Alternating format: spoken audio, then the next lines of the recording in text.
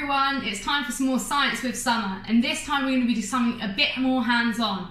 So I want to extract DNA from some strawberries following my talk on DNA. So we need a few things, including the strawberries, half a cup of water, some salt, some washing up liquid or hand soap or shampoo will work as well. You need a glass, you'll need a bag, this is just a small bag, a Ziploc bag will work as well, a teaspoon, and something that can act like a filter, so a coffee filter, cloth like this will be absolutely fine, and also some isopropyl, so that can be some rubbing alcohol.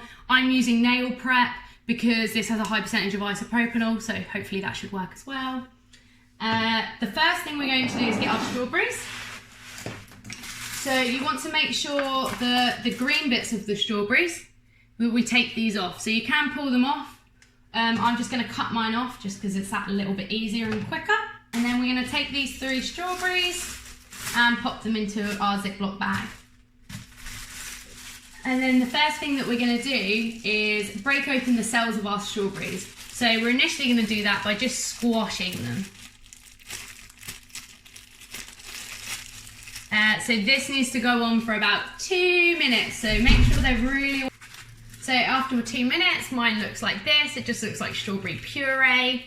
And then what we're going to do is reopen this, which is why Ziploc bag's probably a little bit easier, because then you don't have the issue that I'm having.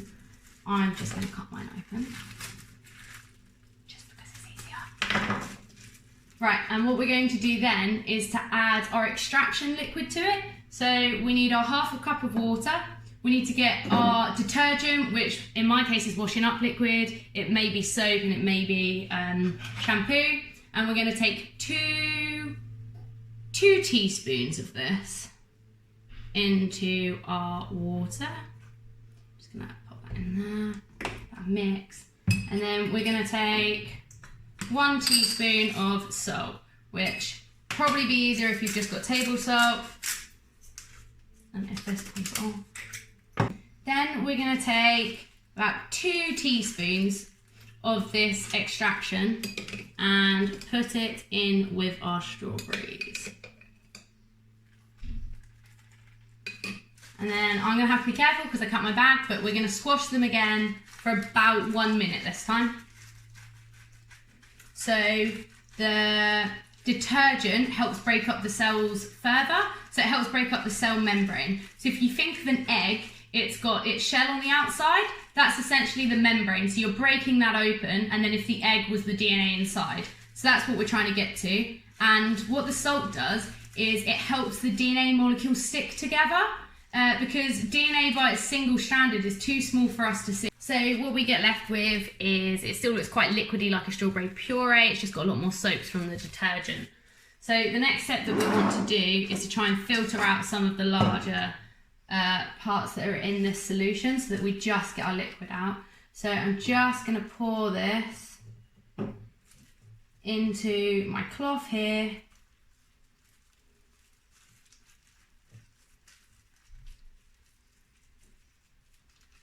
This is just so we get the liquid and we don't have any large strawberry lumps left.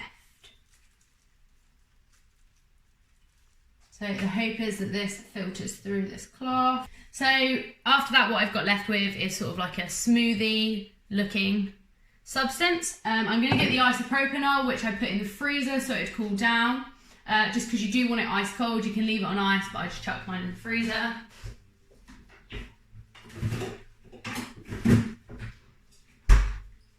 Apologise for not putting that at the beginning of the video.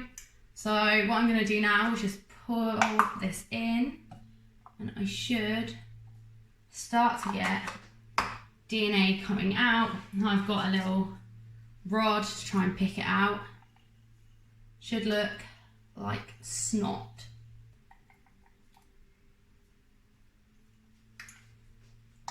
So you might have to wait a few moments for that to happen, if you can see, but I'm starting to get this snotty sort of substance. Mine still has quite a lot of strawberry juices wrapped around it, but if you look in there, this is starting to pull out the strawberry DNA that I've got here. So that's a really nice clump that's come out. And as you can see underneath that now, this looks entirely clear. So this is my strawberry DNA. It's not entirely pure, but I've just got strawberry DNA. This is a great experiment to do at home with all of the family, and I would suggest everyone pick different fruits and see who can get the most DNA. Cheers, thanks guys.